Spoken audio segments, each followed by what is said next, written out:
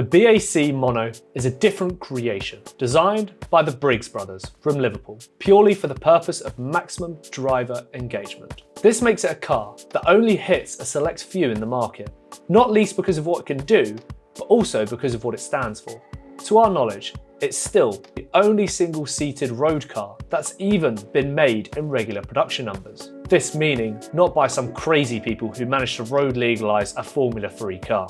As a result, and despite it being over 10 years old now, the Mono is still arguably the most focused road car money can buy.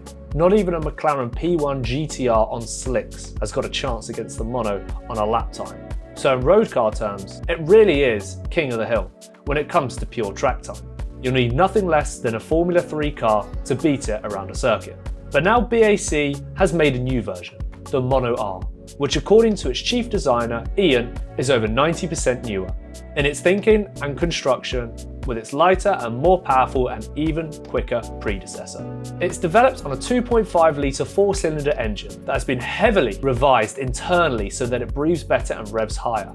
It now intakes air through a huge new F3 style airbox that sits to the left of the rear bodywork. Through the big central nostril above the driver's head also provides an additional ramp air effect to the engine at speed. Thanks to a combination of this plus slightly bigger bores, the engine now revs to an ear-splitting 9,000 RPM and deploys 342 brake horsepower and 243 pound-feet of torque. The regular Mono only revs to 8,000 RPM and produces 305 brake horsepower and 227 pound-feet of torque. The 6-speed gearbox is still an FTR that's been lifted but unmodified from a Formula 3 car, and it's still a fully stressed member of the chassis, which has features of steel wishbones for its suspension all around. But while the fundamentals of the Mono R's design remain familiar, the materials used to construct it are almost entirely new throughout, and most of them are lighter and a fair bit more exotic than before.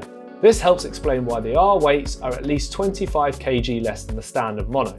The R weighs 555 kg dry to give a power to dry weight ratio of 626 brake horsepower per tonne. Even with fluids, the R still falls below 600 kg in all, resulting in somewhere of the region of 508 brake horsepower per tonne.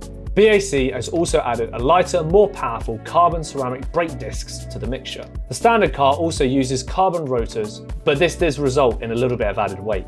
The body parts are all new too, and are made from a lightweight, super strong carbon material called graphene. With every centimetre of this chassis construction has been revisited with the purpose of removing weight and adding speed. It takes the original Colin Chapman mandatory of simplify then add lightness to a whole new level as far as the production of the road car is concerned, except the Mono R is rather more than just a road car. For starters, there will be just 40 examples built over the next few years. Each will be based at a price of $218,000. You can't add a vast amount to this from the relatively short and simple options list. True, but there are enough boxes to tick to ensure each of the 40 cars will be unique. You want pink, blue, purple body panels? No problem. Indeed, it's already been done for existing customers over the past years, when a customer had a Mono built back in 2013 with pure pink panels. It's an intense experience just climbing into the Mono R, let alone driving it. But then that's the whole point of a car in the first place. Everything you do, it means something and therefore has significance. Every centimetre you travel in it has a purpose. It's actually a very efficient car from this point of view because nothing you do goes to waste. Everything, just starting it up, requires an understanding and a certain appreciation of what bits do what and why. To climb into the Mono, you first have to work out where to put your hands and feet, having assessed which bits of the expensive bodywork you can lean on and which bits you can't.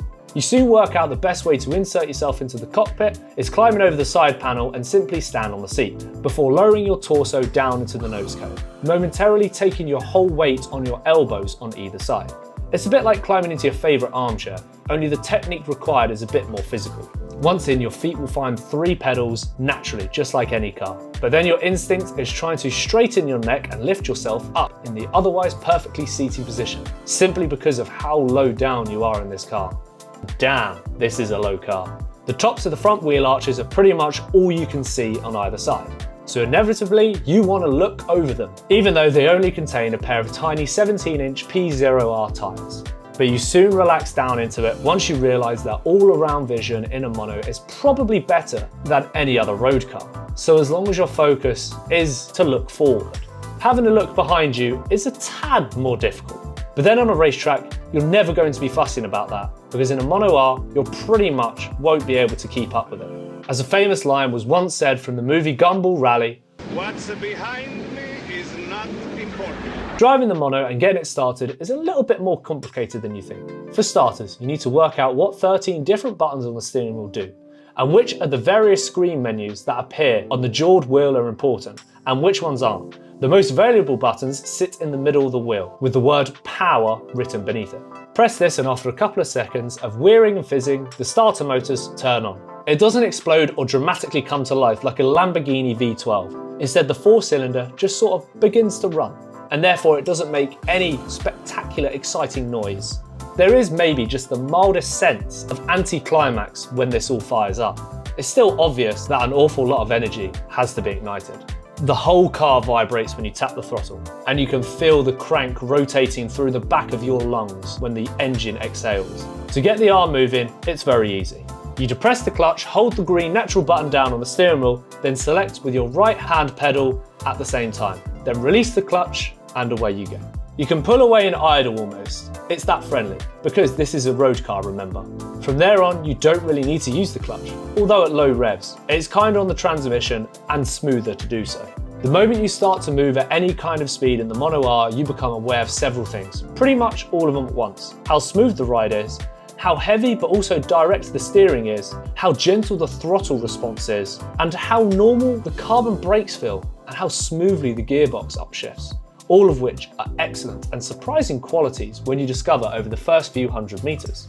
And then you open it up a little bit. Let's say second gear, third gear, and now it really does open up. The Mono R fires itself into the horizon, leaving your foot buried for a good few seconds just to see what happens. Because you know, you want to feel that excitement.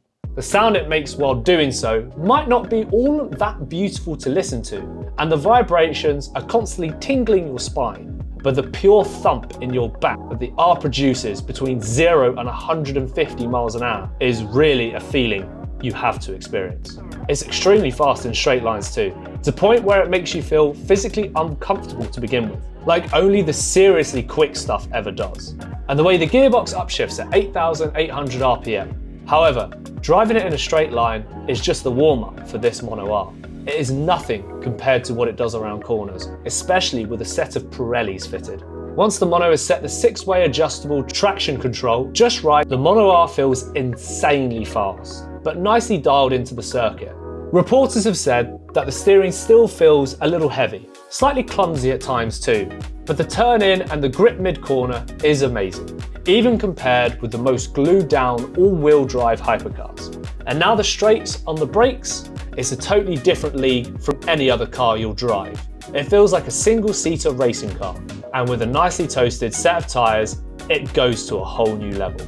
Equip the R's carbon brakes, and they feel even sharper, and a fair bit more powerful. The traction goes from incredible to unbelievable, and the pure grip the R generates on the turn-in and the mid-corner is a little bit ridiculous, but also very lovely at times indeed. It's funny though, because although it feels wild and it goes fast, it also seems friendly and sweet at times. The extra grip appears to have cleared the entire driving experience. It feels like what the Mono R truly was designed for. Either way, that makes it easily one of the fastest road cars out there at the moment. And all this from just a 342 brake horsepower, half-a-ton car.